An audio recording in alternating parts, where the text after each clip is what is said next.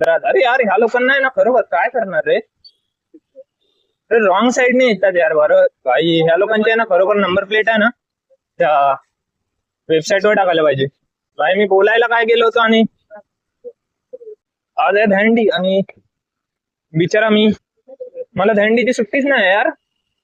म्हणजे ऍक्च्युली असते सुट्टी, पण बाकीच्या लोकांनी आहे ना प्लॅनिंग करून आहे ना, म्हणजे बाकीच्या कलिग लोकांनी प्लॅनिंग करून आधीच म्हणजे 4 दिवसाचा त्यांचा सेट घेऊन ठेवला रे सुट्टीचा.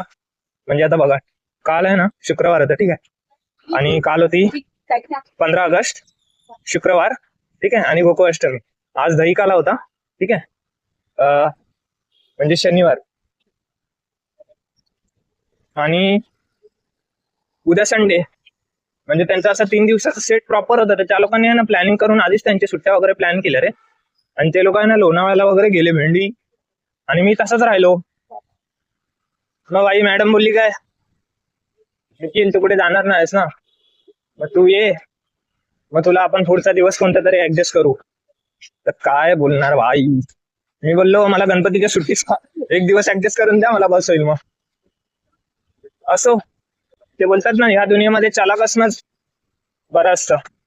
तू साधा भोळा असशील तर तुला भाई सगळेजण खायला बसणार स्वतःवर. आजच्या दुनियेमध्ये आहे ना चालाक लोकांनाच पुढे जायचं हे आहे. भाई साध्या भोळ्या लोकांना काय मतलब नाही. चलाक राहायचं आपण नेहमी.